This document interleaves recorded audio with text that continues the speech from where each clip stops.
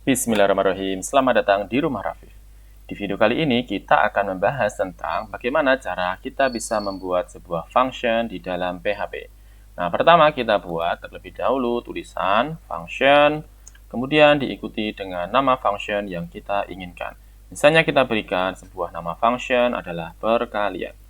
Kemudian di dalamnya, di dalam kurung ini teman-teman, kita masukkan data yang akan kita lewatkan istilahnya. Misalnya kita berikan sebuah parameter, namanya adalah parameter 1. Oke, kemudian kita masukkan berikutnya adalah parameter 2. Nah, di sini kita buat sebuah function, namanya adalah function perkalian. Kemudian kita simpan function perkalian itu di dalam sebuah variabel, namanya adalah hasil. Ya. Kemudian kita masukkan perkalian antara parameter 1 dengan parameter 2. Parameter 1 dikalikan dengan parameter 2. Oke, kemudian kita return teman-teman. Misalnya kita return, kita masukkan hasil. Masukkan hasil. Nah, di sini teman-teman lihat ya, kita telah membuat sebuah function namanya adalah perkalian.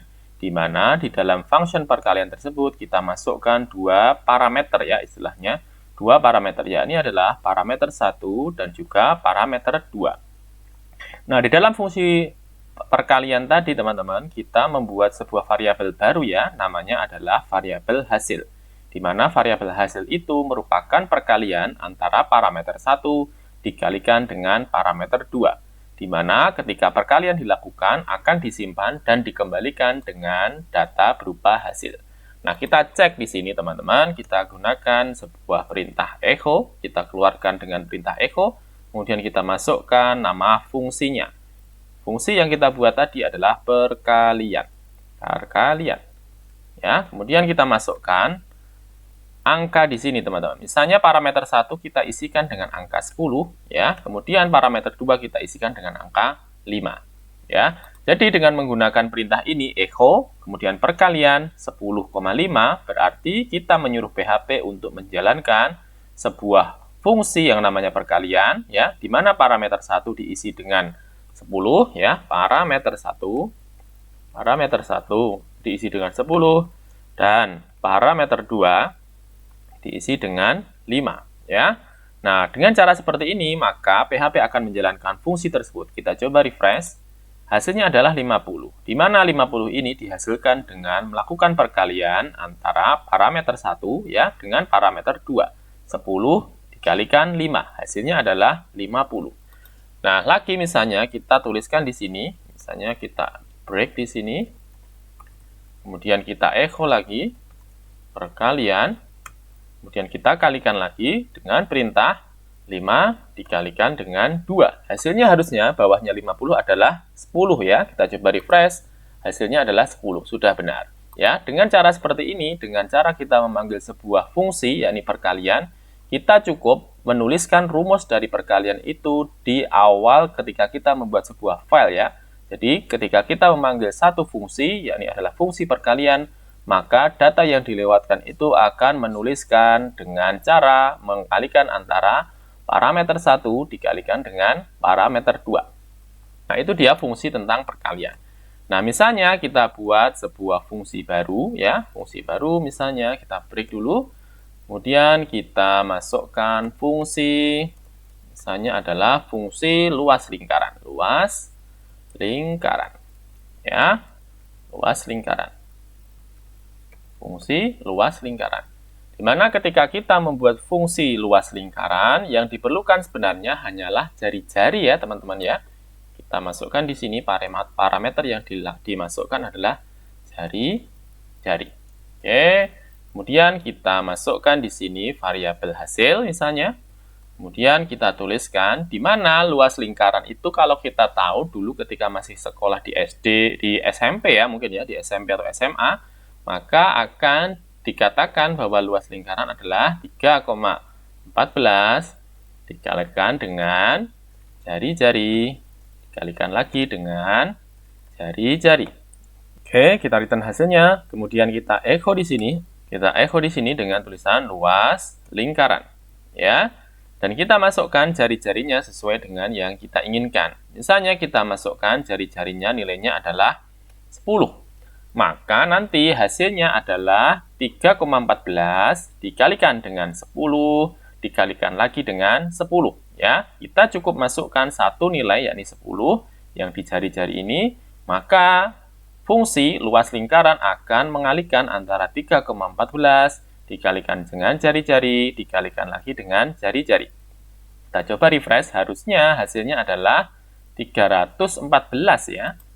314 sudah sesuai ya dengan menggunakan rumus luas lingkaran, teman-teman. Ya, misalnya kita break lagi di sini, kemudian kita masukkan, ya kita break dulu, kemudian kita masukkan luas lingkaran lagi, ya dengan kita masukkan jari-jarinya 5, maka dia akan mengembalikan nilai, kita cek 78,5. Di mana 78,5 ini kita dapatkan dari perkalian antara 3,14 dikalikan jari-jari dikalikan jari-jari.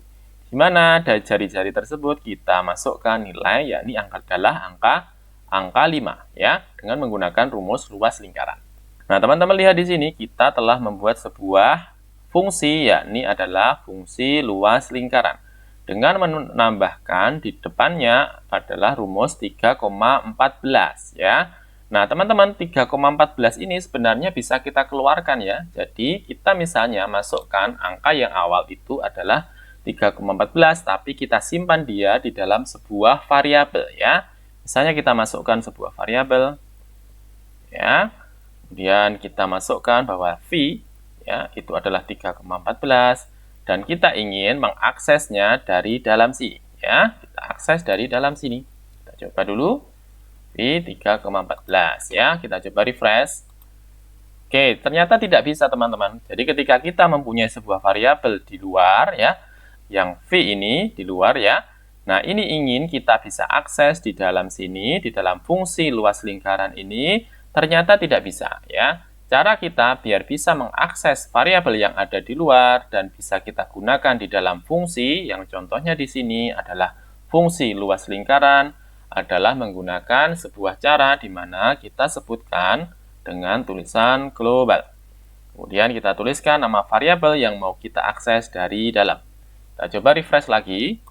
Oke, sehingga bisa ya. Jadi dengan menggunakan perintah global ini, maka variabel V yang ada di luar fungsi luas lingkaran akan bisa diakses oleh si variabel yang ada di dalam fungsi luas lingkaran ya. Kalau kita hilangkan lagi globalnya ini, kita coba refresh lagi, maka tidak bisa, teman-teman. Nah, kita harus akses dia dengan menggunakan global V ya.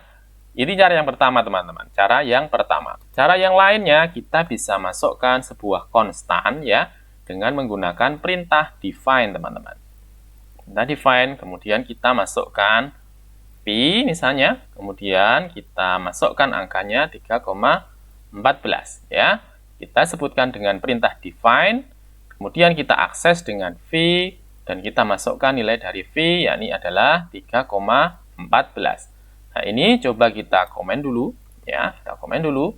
Kemudian kita akses V yang ada di perintah define tadi.